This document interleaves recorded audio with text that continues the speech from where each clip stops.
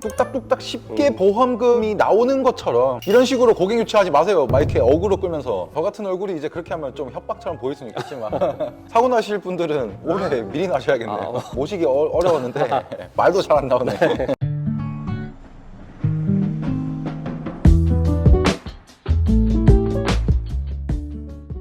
네, 안녕하십니까, 빡팀장입니다. 네, 오늘 조금 비싼 스튜디오에 왔습니다. 무려 1시간에 6만원짜리 스튜디오 왔습니다. 지금 보시면은 휘황찬란합니다. 그래서 오늘 여기서 제가 뽕을 뽑도록 해보겠습니다. 오늘 주제는 보상 관련돼서 좀 하고 싶었어요. 근데 또 저보다 더 전문가이신 분을 모셔야겠다라고 생각을 했고, 손해사정사 한 분을 제가 모시게 됐습니다. 박신성 손사님 모시겠습니다.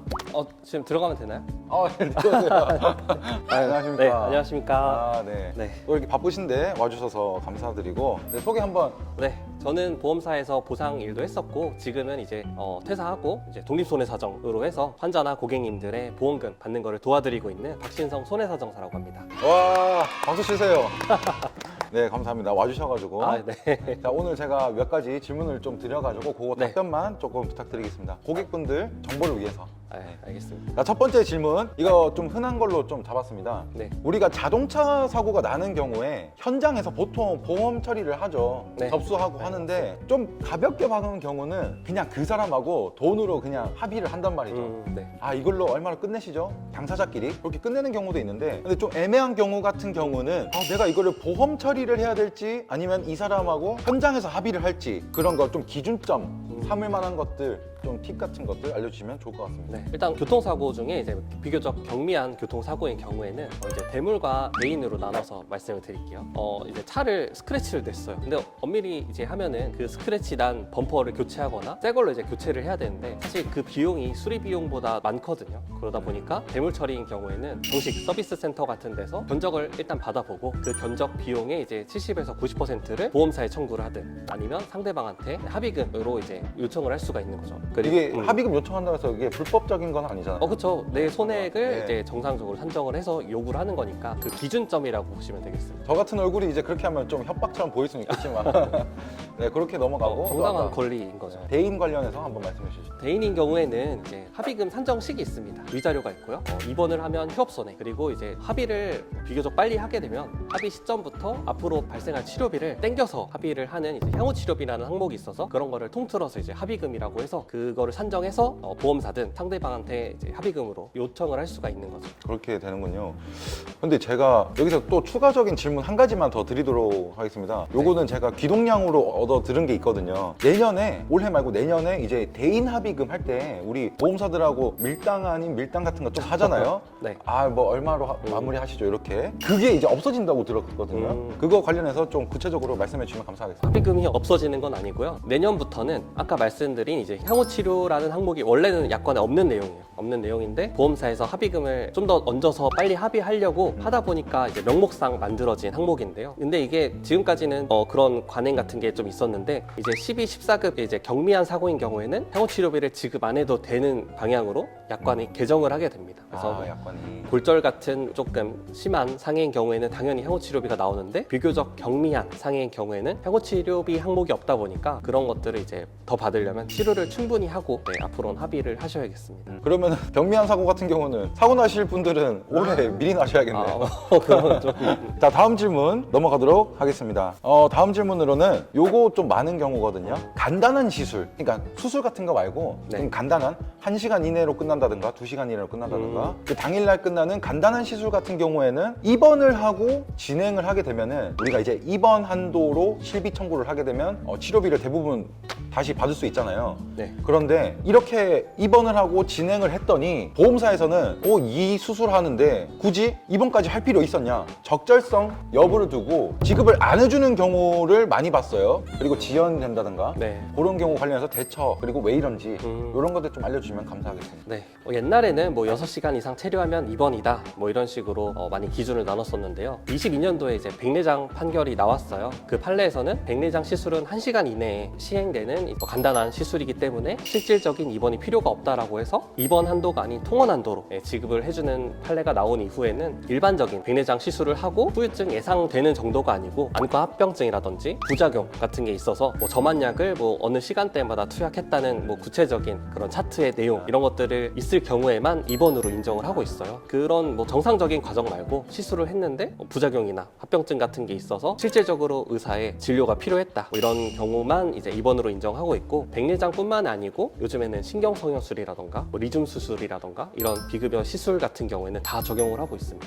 그러면 입원할 필요가 있었다는 네. 의사 소견서가 추가적으로 좀 그렇죠. 필요- 소견이 필요한데 아무것도 없이 정상적으로 잘 끝났는데 소견이 있다고 해서 받기는 어렵고 조금이라도 뭐가 시술하고 부작용이나 조금 염증이나 이런 게 있었어야지만 좀 인정될 가능성이 있다고 보셔야 될 것 같습니다. 이것도 이제 의사 선생님하고 말을 좀 한번 해봐야겠네요. 그렇죠. 네. 시술할 때 시술할 특별한 때. 과정이 없었나 이런 네, 뭐 것들. 저혈압이 있었다든가 맞습니다. 저혈압이 있으면 그렇다든가 조금 더 뭐 하여튼 가능성이 이런 입원 같은 게 필요한 그렇죠. 게 조금이라도 있었다 네. 라고 하면은 청구해도 나올 수가 있다. 네. 미리 알고 계셔야지 네, 맞아요. 나중에 청구했는데 안 나온다고 이제 맞아요. 그러시는 경우. 미리 알고 계셔야 됩니다, 여러분들. 그러니까 뭐 수술하거나 그럴 때 미리 전화를 주세요, 저한테. 제 고객분들은. 자, 다음 질문 드리도록 하겠습니다. 이것도 좀 비슷한 사례인데요. 보통 이제 어떤 수술 같은 것들을 할 때 수술 전 이제 각종 검사 같은 것들을 좀 한단 네, 말이죠. 맞습니다. 뭐 초음파 검사나 그리고 많이들 하시는 알부민 검사나 젊은 분들은 이 내용을 모르실 수 있지만 이제 50대 이후이신 분들은 이거 들으시면 뭐 충분히 공감이 가실 것 같아요. 뭐 알부민 검사 같은 것도 좀 한단 네. 말이죠. 수술 전에 이런 거 하고 수술을 시행하게 되는데 아니 그래서 이제 청구를 했더니 네. 수술비랑 뭐 입원비 지급을 받았는데 그 전에 했던 초음파 검사를 했잖아요, 우리가 알부민 검사라든가 이 검사에 대한 비용은 보험사에서 지급을 안 해준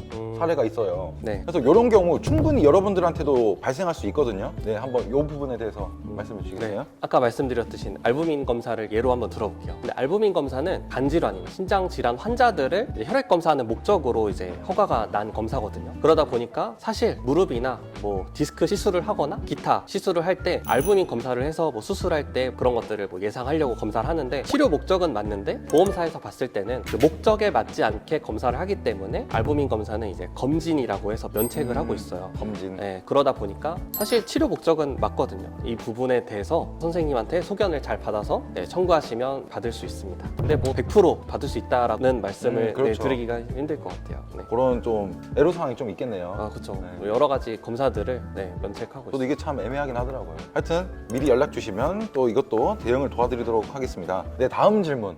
이 질문은 제가 너무 답답해서 이 질문 하나 넣었습니다. 뭐냐면 텔레마케터나 몰상식한 설계사분들이 가족이 간병을 했을 때 이제 가족이 간병하는 경우가 많을 수 있으니까 그랬을 때 무조건 나와요. 뚝딱뚝딱 쉽게 보험금이 나오는 것처럼 그렇게 고객 유치를 한단 말이죠. 그렇죠. 제 고객분들 중에서도 이거 쉽게 나온다던데 맞아? 이랬던 사람도 있어요. 근데 저는 말씀드리죠. 쉽게 나오는 건 아닙니다. 그거는 아닙니다. 무조건 막 나온다. 그렇게 표현하시면 안 된다라고 말씀드렸어요. 네. 그래서 가족 간병 청구를 할 때랑 그리고 좀 강화된 부분이 있으면 강화된 부분 청구할 때 그런 거 좀 알려주시면 좋을 것 같아요. 네, 저는 이제 아기가 뭐 최근에도 입원을 하면서 간병 신청을 했었거든요. 혹시 간병 보험 신청할 때 필요한 서류 잘 아시겠죠, 당연히.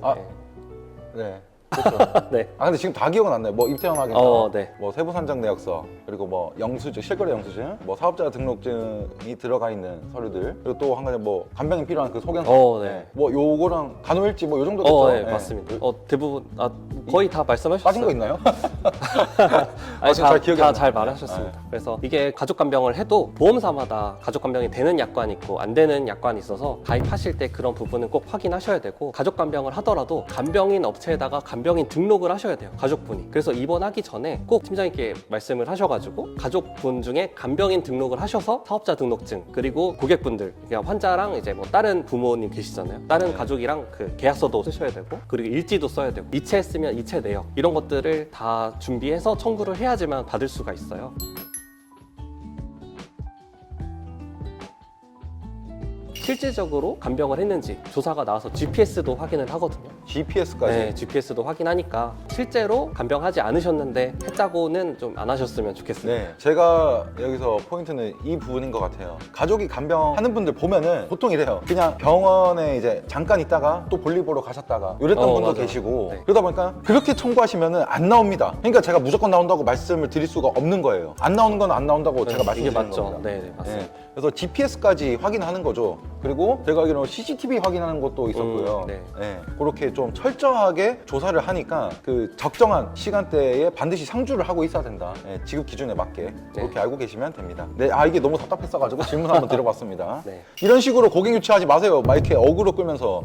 네, 그리고 마지막 질문으로 그동안 좀 많은 분들 의뢰를 받아서 이 사정 업무를 진행을 하시고 네. 도와주셨을 텐데 초기 대응만 좀 잘 했으면 지급받는데 어렵지 않았을 텐데 라고 생각하시는 부분 있는지. 보험 가입할 때 3개월, 1년, 5년 이내 치료 병력들을 이제 다 얘기를 하게 돼 있는데 사실 그 5년 동안 병원 간 거를 다 기억할 수가 없어요. 그렇죠, 그러다 맞아요. 보니까 고의는 아니지만 이제 실수로라도 누락을 하는 경우가 있는데 보험사에서 보험 가입하고 3년 이내 암이라든지 혈관 진단이라든지 수술을 하게 됐을 때는 현장 심사 조사가 나와서 과거에 정말 잘 고지를 했는지를 확인을 하거든요. 근데 그렇게 나왔을 때 건강보험공단 서류 내역이라던가 심평원 치료 이력을 조회했을 때 그런 고지 위반 사실들이 나오게 되면은 이제 보험 계약이 해지되고 보험금도 안 나오게 되거든요. 그래서 이거를 만약에 조사가 나온다고 했을 때 안일하게 대처하시면 뭐 1억이든 이런 큰 돈을 못 받는 사례들이 종종 있어요. 그러니까 만약에 조사를 나온다고 하면 빡 팀장님이나 전문가한테 도움을 받으셔가지고 잘 대응하셨으면 좋겠습니다. 네, 이렇게 뭐 조사자가 나온다. 일단 첫 번째로는 그럼 고지를 잘 해야 되겠죠. 그렇죠. 가장 중요하죠. 최대한 뭐 기억 안 나실 수도 있죠. 음. 네. 자, 두 번째로는 조사자가 나온다라고 하면은 홀로 대응하지 마시고 꼭 저한테 미리 전화를 주셔라. 그래야지 제가 좀 도움 드릴 수 있는 부분은 좀 도움 드릴 수 있으니까 네, 그렇게 마무리를 하면 될 것 같고 마지막으로 혹시 저 시청자분들 제 고객분들한테 당부해 주실 말씀 있으신지. 요즘에 숨은보험금 찾기라고 해서 여러 가지 유형들이 있는데 그 중에서 꼭 말씀드리고 싶은 거는 환자분이나 고객분들 누가 조직을 떼어내는 수술을 하게 된다, 용종을 떼어내든 그랬을 때는 꼭 조직검사 결과지를 확인해 보셔야 됩니다.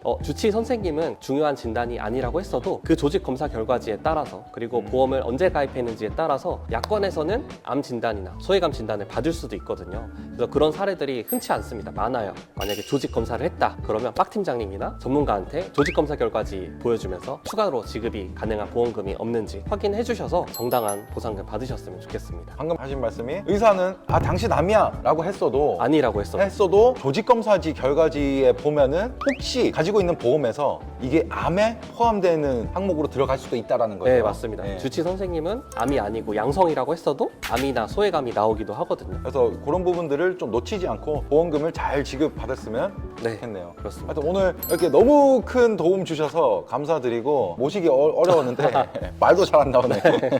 근데 어쨌든 오늘 이렇게 좋은 정보 주셔서 감사하고 손사님도 유튜브 하시거든요. 저보다 구독자도 많아요. 보험 디렉터라고 검색해서 구독 한번 눌러주시고 저보다 정보가 더 많으시니까 좀 많은 정보 얻어 가셨으면 좋을 것 같습니다. 오늘 이렇게 도와주셔서 감사드리고 네. 여기서 마무리하겠습니다. 감사합니다. 감사합니다.